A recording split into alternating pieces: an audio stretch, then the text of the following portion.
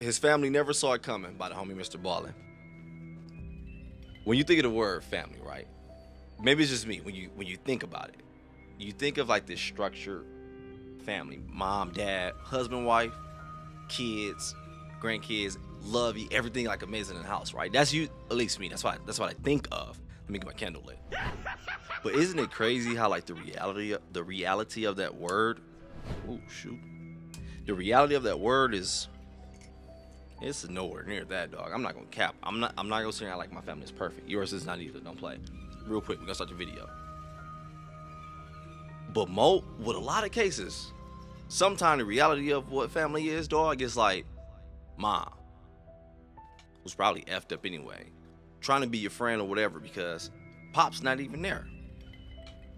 You got a friend down the street, you know what I'm saying, a cousin, whatever, who feels more like a brother than your actual brother. I don't know where the direction of this MrBallen story is going. I'm just assuming, bro. This word is scary to me. And then you got a real brother who probably feel more like an op, but you love that mug because he's your brother, though, right? I'm not saying this is personal experience. I'm just saying, bro, a good amount of it is, but want to check out the original video? Link will be in the description below. But let's go. My bad to bring it down with a downer. Let's bring it back up. Today's story covers one of the strangest and most hotly debated mysteries on the internet. But before we get into today's story, if you're a fan of the strange, dark, and mysterious delivered in story format, then you've come to the right place because that's all we do, and we upload 3 or 4 times every week. So if that's of interest to you, please offer to help the like button pack up all their things so they can move, but only use old and weak tape so the bottom of the moving boxes fall out as soon as anyone tries to lift them. Also, please subscribe to our channel and turn on all notifications so you don't miss any of our weekly uploads. All right, let's get into today's story. You with this damn dollar store tape.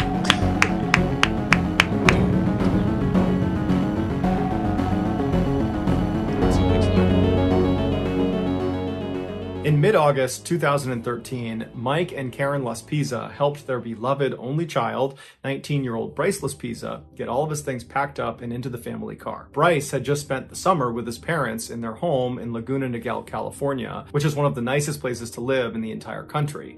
But now that the summer was coming to an end, it was time for Bryce to head back to Sierra College in Rocklin, California, where he was set to start his sophomore year. Once all of his things were packed inside the trunk of the car, all 3 of them hopped inside and then made the 7-hour drive north to his campus. Once his parents had moved him into his apartment, they gave him a hug and a kiss and wished him luck, and then they left. On their ride back home, Mike and Karen talked about how well their son seemed to be doing. He loved his school, he loved the program he was in graphic design, he was a very gifted artist, he had lots of friends, he had a wonderful girlfriend. It just seemed like he was living his best life and he was on the path to success. So nothing could prepare them for what their son did 2 weeks later. Just a couple of days after getting dropped off at school, Bryce's very close friend and roommate, Sean, and Bryce's girlfriend, Kim, noticed Bryce was acting erratically. Specifically, he was drinking a ton of hard alcohol.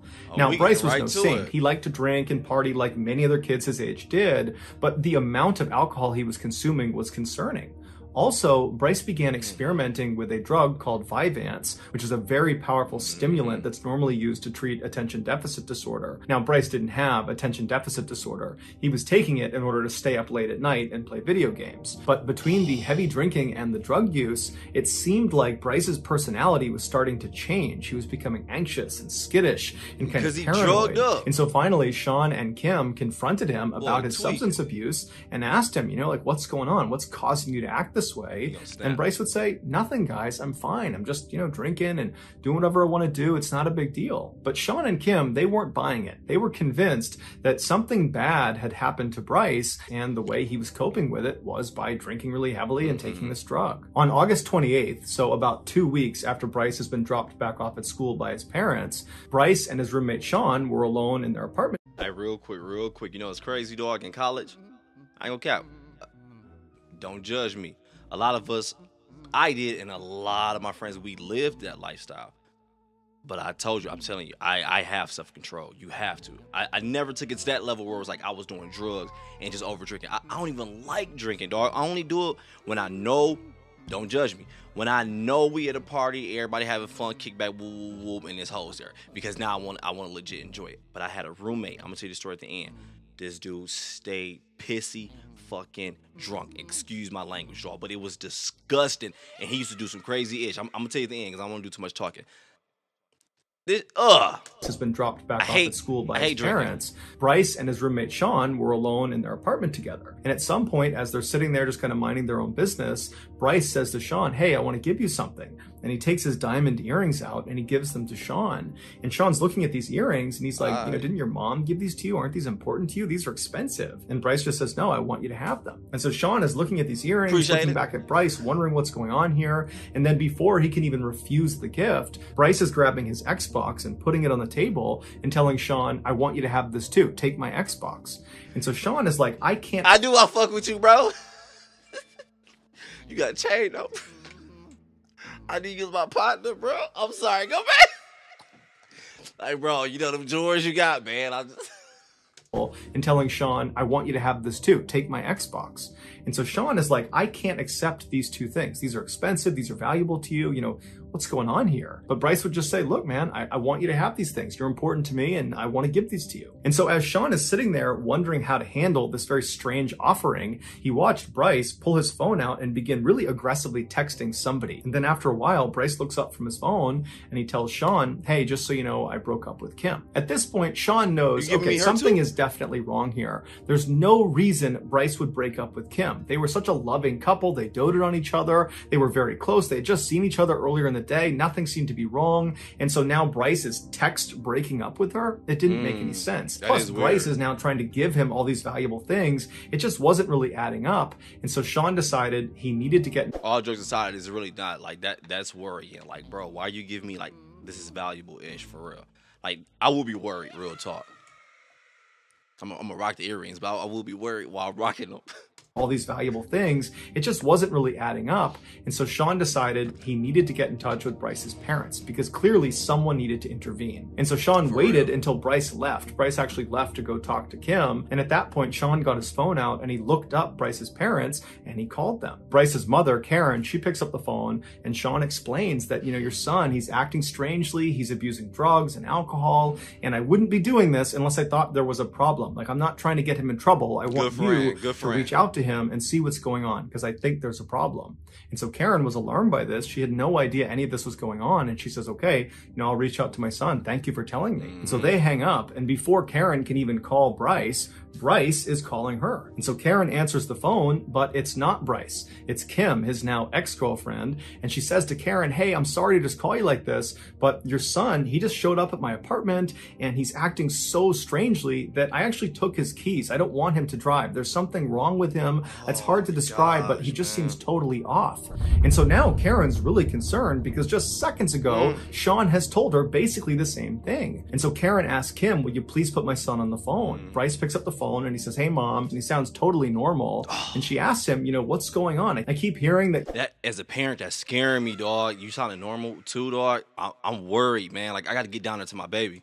And he says, hey mom, and he sounds totally normal. And she asks him, you know, what's going on? I keep hearing that you're acting strangely and, you know, what are you doing over at Kim's apartment? What's going on here? And Bryce would tell his mom that, look, mom, I just broke up with Kim. It's a very messy breakup. That's why she's calling you. She's upset. And, you know, that's why I'm over here. We're talking about it. And look, at this point, I just really want to go home. I want to go back to my apartment, but she has my keys. Can you please tell her to give me my car keys back so I can leave? But Karen wasn't really buying it. She knew her son really well. And it just seemed totally strange that two of his very close friends in his inner circle would say the same thing, independent of one another. And so she says, you know what, Bryce, look, I want you to just stay there and I'm going to fly out there first thing tomorrow morning. I thought she was going to be one of them parents that's like, okay, and everything. In my son, like, no, don't do that. For real. Two friends letting you know, I'm worried as hell. Stop playing.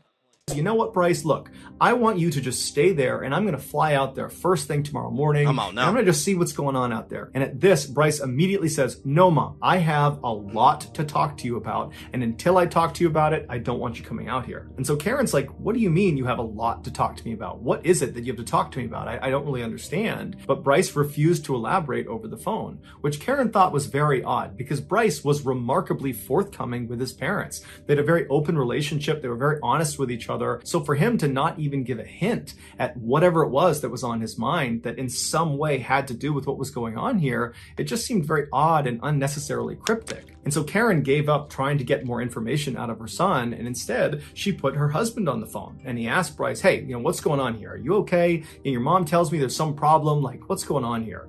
And Bryce again just reiterates, look, Dad, I just broke up with my girlfriend. That's all that's going on here. There's no need to be concerned. I just need one of you to tell Kim to give me my keys back so I can go back to my apartment. That's all I need right now. And so Mike felt convinced that his son was totally fine, even though it did seem odd that two of his friends had said he was acting erratically. But from Mike's perspective, Bryce seemed just fine. And so he said as much to Karen and thought, let's just get Kim to give him his keys back and he can go back to his apartment and we can talk to him later about whatever it is that's going on. And so reluctantly, Karen gets back on the phone and she asks to speak with Kim. And she says, hey, Kim, would you mind giving our son his keys back? He'd like to leave. And so Kim says, okay, I'll give him his keys. And then they hung up. And then Kim got the keys out. She gave them to Bryce and Bryce left. At about 11:30 p.m. that night, Bryce was in his car. He was getting ready to leave when his mom called him back and said, okay, look, I want you to go home, but as soon as you get there, just give me a call so I know you're safe. And Bryce said, no problem, I'll give you a call. About an hour and a half later at 1 a.m., Bryce called his mom back to let her know that he was... Man. I'm legit just worried, because I don't... It's a lot of time left in the story. I don't think he's going against like a car accident or anything. But it's just the title making me feel like he's about to do something hella crazy. And not even just to his own family. But I just feel like he's about to do something like hella off the wall to his friends. Let's just watch and find out. About an hour and a half later at 1 a.m., Bryce called his mom back to let her know that he was home safe at his apartment, and Karen and Mike are totally relieved, and they tell their son, okay, we'll talk to you tomorrow morning. 10 hours later at 11 a.m. on August 29th, Karen received an automated phone call from her car insurance company letting her know that roadside assistance had been used on their 2003 Toyota Highlander car. That was Bryce's car. And so Karen's totally confused because the last she spoke to her son, he was at his apartment. He was home safe. He did not have any car problems. And so she's thinking, did he get up early this morning and get into an accident and call roadside assistance? Or maybe last night he got into car problems and just didn't tell her about it, but they were minor. And so she calls Bryce, but Bryce doesn't pick up. And so she dials his roommate, Sean. Sean does answer the phone and she says, hey, would you mind putting Bryce on the line? But Sean says, Bryce isn't here and he didn't come home last night. Considering the general weirdness around their son's recent behavior, this really shocked Karen and Mike. At first, they thought we need to call the police because something horrible has happened. But then they thought, well, wait a minute, let's go into his bank statements because he has a credit card that we gave him. And let's see if there's any recent purchases that will allow us to track where he is. And so they pull up his bank statements and his most recent charge was only a few hours earlier. And it was at a car repair shop in Buttonwillow, California, which is the small desert town right off of the I-5 highway, located about halfway between his school campus and their hometown in Laguna Niguel. And so Karen and Mike assume their son last night must not have gone to his apartment, but instead just kept on driving south in an attempt to drive all the way back home to his hometown of Laguna Niguel. I mean, after all, he did tell his mom he had a lot to talk about and he didn't want to talk about it on the phone. And so they assumed he must be driving here to talk about whatever it was in person. And perhaps he ran... I ain't gonna cap, bro. If I get a call from two friends, if my kid is out to college, I get a call from two. I ain't gonna cap. If I get a call from one, because I overreact. I need to chill out. I do. But if I get a call from two, 7 hours away is not that far of a drive, especially for your kid. I'm hitting that road right then and there. Like, I'm gonna be there. Because if I wait till the morning flight, things can go wrong. Bro, 2 calls about him acting weird, and then when I talked to him, he sounded normal. Even if I spoke to him and he sounded weird, at least I assume, like, all right, maybe he's off something, like the drugs he took or something, he's drunk, I don't know. Maybe that's what's causing it. Let's call 911, get him some help, boom, boom. But I'm getting these strange calls from your friends, and you sound normal to me. Hell no, I'm really like, dog, all right, I don't know what the hell going on, but let me just go ahead and get there.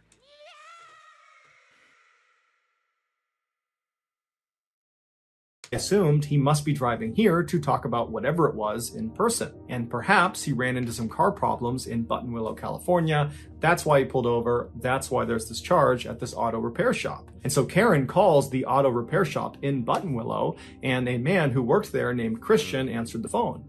And so Karen asked him, have you seen my son? He's got red hair. He's got a tattoo on his arm. He's driving a 2003 Toyota Highlander. And Christian says, oh, yeah, we saw him a couple of hours ago. We responded to his roadside assistance call. He ran out of gas on the I-5 highway. He pulled into a rest stop, and we drove to that rest stop, and we gave him gas. And so Karen asked Christian, did my son indicate where he was going next? And Christian said, no, he didn't. We just gave him the gas and then we Someone left. did something But to if him. you'd like, I'd be more than happy to just drive over to the rest stop. It's only about 15 minutes away and see if he's still there. It's unlikely because it's been a couple of hours, but maybe. And Karen and Mike are like, oh my gosh, thank you so much. Would you do that? That would be great. And so Christian hops in his car and he drives the 15 minutes over to this rest stop. And he's not really expecting to see Bryce in this parking lot. It had been almost 3 hours, but he pulls into the lot. Oh, he there. And there is the 2003 Toyota Highlander with Bryce sitting inside of it. He's just sitting behind the wheel, staring out into nothingness. And so Christian walks up to the driver's side and he looks down to get Bryce's attention. And Bryce kind of snaps out of it and looks up and he's surprised to see Christian again. He rolls the window down and Christian says to him, hey, I just talked to your parents. They're really concerned about you. You got to talk to them. And so Christian actually pulls out his phone and he calls they're saying, Karen. go ahead, boy. Have y'all seen the South Park episode when he was doing R. Kelly? He was like, so I pull out my gun. It was like one of those moments for me. I was like, he about to pop, bro. Oh, shit. Run. Like, I was just telling your mama looking for your little ass. Damn. You got to talk to him. And so Christian actually pulls out his phone and he calls Karen and says, hey, he is still here. Here he is. And he hands the phone to Bryce. And as soon as Bryce puts the phone to his ear and he says hello, Karen's like, what are you doing? What are you doing just sitting in this rest stop in the middle of Buttonwillow, California? We're so worried about you. And Bryce didn't really have an answer. He just kept telling his mom, oh, I'm not doing anything. I'm just sitting here. And so finally his mom stops trying to get information from him and just says, look, please just fill your car up with gas and come straight home, please.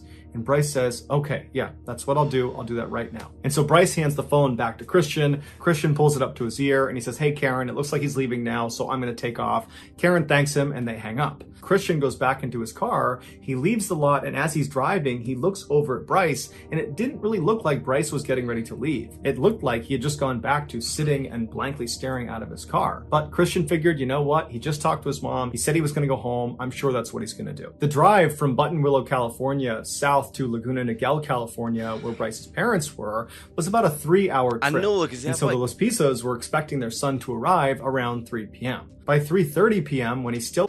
Gosh, I'm sorry to stop it again. I'm so sorry. I'm so sorry.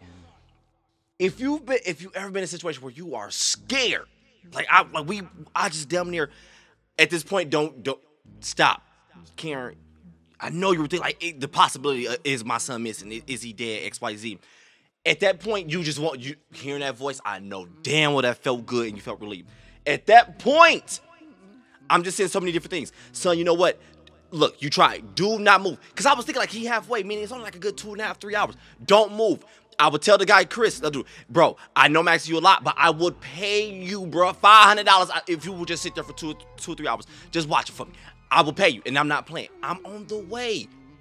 Don't move. I'm not. If I'm looking for you and I need you, I can't let you out of my sight again. I can't. Even though I'm technically not in my sight, but you know what I mean. It's like, whoa, I thought I lost you. This was crazy. Fuck it. Let me make an attempt. Let me do something. That's just all I'm thinking. I'm sorry. I'm not going to send you off again so you could be missing again. Fuck. Los Pisos were expecting their son to arrive around 3 p.m. By 3:30 p.m., when he still hadn't shown up and he still hadn't called, Karen began calling her son, but he wasn't answering the phone.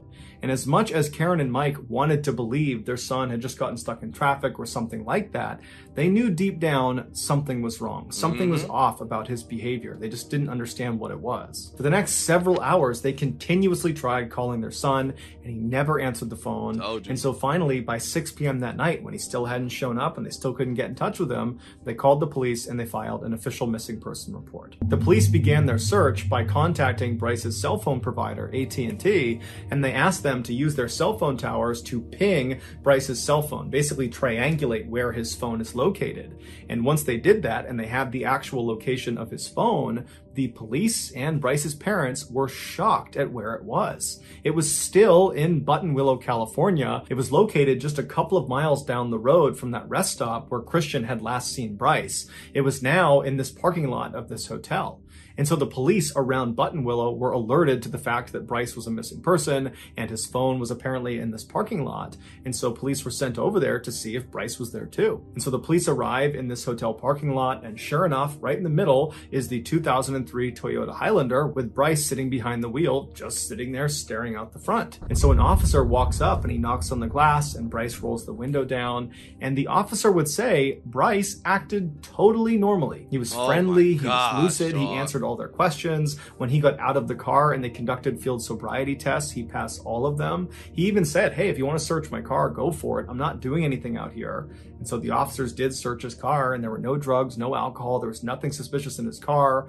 And when they asked him, what are you doing out here? Your parents are so concerned about you. Bryce would tell them that he was just sitting there. He didn't really have much of an answer, but he told them he planned on going home soon. And so one of the officers said to him, hey, you really need to call your mom. You need to call home and let them know that you're okay. And when they told him to do that, Bryce suddenly became really apprehensive, like he did not want to call home. And the officer picked up on it. And he said, hey, you gotta tell your family what's going on. They're the reason we're out here. They're concerned about you. So get out your phone and dial your mom. And so Bryce reluctantly pulled his phone out. He dialed his mother's number and he hit call. And the officer said, give me the phone. So Bryce hands over the phone. The officer picks it up. Karen answers the phone. And the officer tells her, hey, look, I'm with your son. He's just fine. He's sober. There's no drugs. There's no alcohol. I don't really know what he's doing, but he says he's going to go home pretty soon. But there's nothing wrong about the situation that I can tell.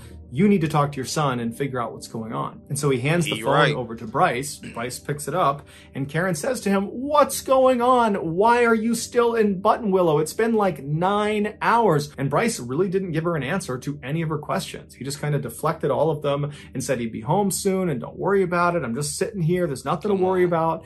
And so finally, Karen just stopped trying to pull information out of her son. She could tell that, again, he was not going to tell her what's going on. And so she changed her tactic, and she told her son very gently, Bryce, please just go get a bite to eat, get a cup of coffee, kind of get yourself together here, and then please just drive home. It's only a few hours away. Oh shit! I thought you know where I thought she was about to say, you know what? I'm on the way. I was about to say about time, but put them arms down because we still ain't there. And then please just drive home. It's only a few hours away. Drive home. Like legit, I'm sorry. How many times could you do that? I'm not blaming him for nothing because I don't know where this story is going. Just like at the beginning of my story, I told you I was just speaking about the word family in general. I don't know what he's gonna do, if he's gonna do anything to the family now. Boom, boom, boom. Slow down, XYZ. But I love when I be reading the comments, and sometimes, like, cause I be hating to sound like the villain. I'm gonna try to make it quick. I be hating to, but sometimes, bro, some people have to legit take. I'm sorry, I don't know where the story is going. You legit have to take accountability at some point, because it's like, once you get that call, I don't know what's gonna happen. That I don't want to jinx it. That if he did anything bad to someone else or himself, you're gonna get. Why wait to get to that point where it's like, where you start telling yourself, man, I wish I did this different. I wish I did it. Like, legit stand back and look at the situation. Think about how scary it is as a parent to think your kid is missing or could be possibly, you know what. And you know it's really hard for it to be a, oh, we found them. You know that's hard to get that outcome. And you get it twice. And you still don't be like, all right, you know what? Hell no. Let's do a different situation here. I'm sorry to keep ranting and not letting the video finish, but shit has to add up sometime to me. And then please just drive home. It's only a few hours away. Drive home and we can talk about whatever problems you have, but you just gotta drive home. You gotta leave Buttonwillow. You gotta come home. And at this, Bryce says to his mom, you know what? Okay, I'm sorry. I'll be home in a few hours. And so they hang up, and the officer, who was kind of eavesdropping intentionally on this conversation to make sure everything was fine, the officer was satisfied that everything was fine, that Bryce was sober, that he would head home. And so he says, okay, Bryce, best of luck, head home to your parents. and the officer left. An hour later, Karen received a call from Christian, the car repairman who had checked on Bryce earlier. And he was actually returning one of Karen's calls. She'd called him sometime and he didn't get back to her. And so he was calling back and he wanted to know, had Bryce made it home safely? Because now it's been several hours from when he saw him last. And Karen would tell Christian, actually, no. After you left, my son did not leave Buttonwillow. He just went down the road to a parking lot. But, the police actually were just over there. They checked on him. And now I'm certain he's making his way home. Christian, who felt kind of invested in what was happening with Bryce, would say to Karen, hey, I don't mind driving over there and just confirming he has left this parking lot. But Karen would say, you know what? I'm confident he's on his way. Don't worry about it. You're too kind. So they hang up, and afterwards, Christian, even though he didn't have to, he decides, I'm going to go over there and make sure Bryce really has. This is a MrBallen story, though, so maybe I won't like him at the end. So let me take them words back real quick. Because obviously something strange is going on here, and, if there is some problem, maybe I can assist. And so he drives over to this hotel parking lot, and he really was not expecting to see Bryce there. But he pulls into the lot, and who's still in the middle of the lot but Bryce in his 2003 Toyota Highlander, just staring out the front of his car. And so this time, Christian pulls up right next to him, he parks the car, he walks right up to the window, and he's a little bit more forceful, friendly, but forceful with Bryce. He has him roll the window down, and Bryce obviously is very surprised to see Christian again. It's the third time he's seen this car repairman. And Christian says to him, hey, Bryce, you need to go home. Your parents are so worried about you. You need to leave right now. In fact, I'm going to watch you leave and then I'm going to follow you onto the highway to make sure you're going home. And so Bryce was a little bit taken aback at how forceful he was being, but he would ultimately say, okay, yeah, all right, let's leave. And so Christian gets back in his car and he goes right behind Bryce. And after a few seconds, Bryce pulls out of the lot and he starts driving onto the road and Christian follows him. And for the next hour, Christian would just remain behind Bryce and watch him drive towards Laguna Niguel. And while he was driving, Christian would actually call Karen and Mike back. And he would say to them that, your son had not left, but now he's good. He's on the highway. I'm right behind him. He'll be home soon. And so when Christian and Bryce made it to the last leg on the way to Laguna Niguel, Christian was confident that Bryce was fine and he would get home under his own steam. He wasn't driving erratically. Everything seemed normal. And so Christian pulled up alongside Bryce. He kind of waved to him to say, I'm leaving. No, complete the mission. You're at the end. Buttonwillow. Shortly after this, Karen called Bryce. Bryce picked up the phone. He's still driving. And Karen tells him, okay, you're going to give me landmarks of the things you're seeing as you're driving so that I know you're actually driving home. But Bryce refused to give them to her. He would say, oh, I can't see anything out my window. It's too dark and I don't know where anything is. And so despite Karen and Mike... You drove that far to get to the end, like, all right, you got it from here. He's obviously not trying to go home on his own. Oh my gosh. I hate feeling like the villain, dog. I do. He's not trying to go home. We all see this shit. Get to the very end. Nah, let me complete it. I drove this far. Let's complete it. Moms, get in your car. Come outside. You met up. You got him. Boom. Now I'm going to go home.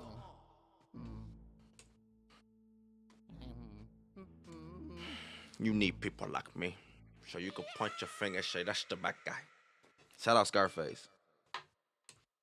Actually driving home, but Bryce refused to give them to her. He would say, oh, I can't see anything out my window. It's too dark and I don't know where anything is. And so despite Karen and Mike getting so frustrated with him, saying, come on, tell us something, give us a sign, a road sign, anything, tell us anything around you, Bryce didn't give them any information. And so finally at about 2 a.m., when Bryce really should have been in Laguna Niguel or very close, he tells his parents over the phone that he's too tired to continue and he needs to pull over and take a nap. At first, his parents urged him to just keep on going. Come home. You can sleep as long as you want when you get here. But as they were saying it, they realized their son had been awake for nearly 24 hours at this point, and it's the middle of the night. So it does kind of make sense for him to pull over and take a nap. And so they say, okay, pull over. But as soon as you wake up, you need to call us so we know you're back on the road. So Bryce says, no problem. I'll do that. And they hang up. Several hours later at 8 a.m., Karen and Mike have still not heard from their son, and they're telling themselves that he's probably just sleeping, he's totally exhausted, I'm sure he's fine. And then they hear their doorbell ring, and they're immediately so relieved because they're thinking, Bryce is here. He's finally arrived, thank goodness. They run to the door, they open it up. It's the boys. It's not Bryce, it's a police officer. And the officer asks them, do you own a 2003 Toyota Highlander car? And so Mike and Karen's hearts sank and they say, yes, our son Bryce drives that car. The officer told them that the car had been located a few hours earlier at the bottom of a 25-foot cliff near Castaic Lake. Castaic Lake is about halfway between Buttonwillow and Laguna Niguel. They told the parents that there was no sign of a driver. Bryce was not there. They did find two small drops of blood inside the vehicle, but beyond that, there was no indication that Bryce had sustained life-threatening injuries from this crash. They said the back window of the vehicle had been broken from the inside, indicating that Bryce had escaped the wreck by punching out that window. His laptop and phone were still in the vehicle, and his wallet and duffel bag were outside the vehicle on the road and looked like they had been rummaged through before they were left there. After an examination of the damage to the car, the final tire tracks that led down to where it had been found, and traffic cameras in the area, it was concluded that Bryce had actually intentionally driven off this cliff, and he had actually hit the accelerator right before he went over the edge. After Mike and Karen headed out to the crash scene and had a chance to talk to some of the investigators that had been looking for Bryce, they informed the... And it's crazy how... I'm gonna play devil's advocate here. Even though... I don't care, fuck that. I'm about to take Bryce's side for a minute. I really am. And I don't want to offend nobody, but I really am, dude. Because I don't know why he did this. Maybe it's more story left. Maybe we're about to get some more. Boom. I'm just about to aim at this direction real quick. This guy, we started telling you, hey, get home. Whenever he's on his own, he's not coming. He's avoiding this. He's not there. Every time people find him, he's in his car, parked somewhere, staring off, meaning he's thinking really fucking hard, or he's legit really not there, mentally gone. First time you told me that, all right, boom. So when you're at that moment, when you're battling, you know the word I don't want to say, Eshin, with the D at the beginning of it. Stop playing with me. You know what I'm talking about. You will feel like the world is against you. You will feel like no one's there for you. You will feel like it's you versus the fucking world. You will feel like that. I would trip out thinking like, damn, I'm gone. I'm lost. Police coming to get me. Boo, boo, boo. My parents still ain't even coming to get me. I just feel like nobody give a fuck about me. You would think about stuff like that at that point. You really would. Because I'm already there. I'm not trying to blame them. I'm not trying to put guilt on anybody. I'm sorry, dog. It's just me. I'm looking at it from a parent. I'm not trying to say you're not a parent. I'm really not. I'm just looking at it from a different point of view, man. That's someone who actually battled this ish.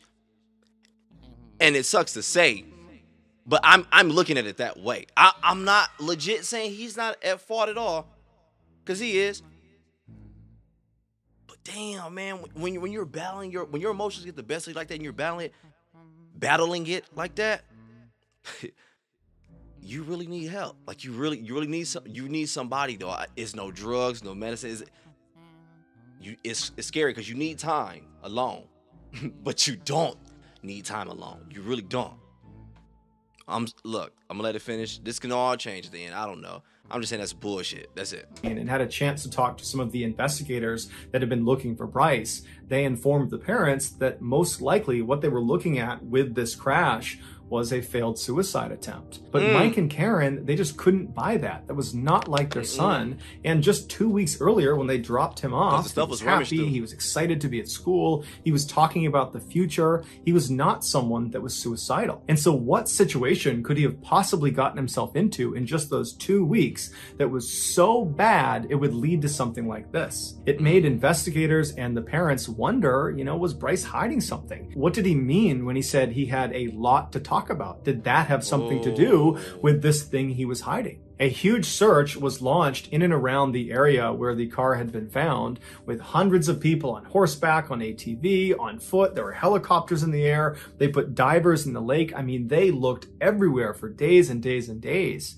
But nothing was found of Bryce. On the 9th day of the search, they brought a bloodhound out to see if it could pick up Bryce's scent, and sure enough, it did, right at the crash site. And the dog followed the scent all the way down to the lake. It walked around the lake to this bridge. It was actually a dam that went across the lake. It followed his scent right across the bridge to the other side, and then it kept on following it up this small access road until it reached a truck stop. And then his scent just stopped. And so police and the parents and everyone involved in this investigation was really surprised at this discovery. And so police got another bloodhound, a separate bloodhound. They brought it out to see if it could do the same thing, to prove that this really was his scent trail. And sure enough, the bloodhound picked up his scent. It went down to the lake, it went around to the bridge, went over, went to the truck stop, and then it just stopped. But after the scent trail was discovered, there was no other leads for anyone to follow. And so after 3 weeks of looking everywhere for Bryce, the search was called off. Some say Bryce was suicidal. That's why he drove off the cliff. That was a suicide attempt.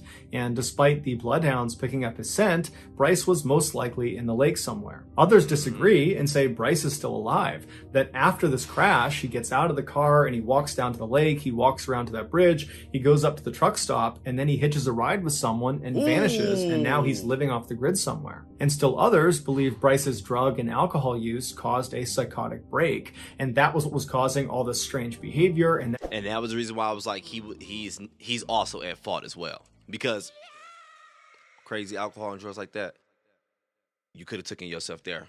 Alcohol use caused a psychotic break, and that was what was causing all this strange behavior, and that was what led him to drive off the cliff. And perhaps when he landed, he sustained a vicious head wound that caused him to forget who he was, and so now he's just kind of wandering around somewhere, not knowing who he is or knowing that he's a missing person. Damn. As for his parents, they say he would never do this on purpose. He would never cause this much pain to the people that love him, and so you don't know that, man.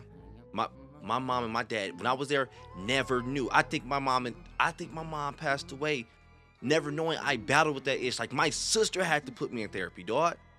Even though I did one day and was done. But still, that's a different story. Because these are people you love. You only want to see the good in them. When you look at your kids, you only want to see the good in them. Man, you better really legit talk to them. I ain't talk to them for real.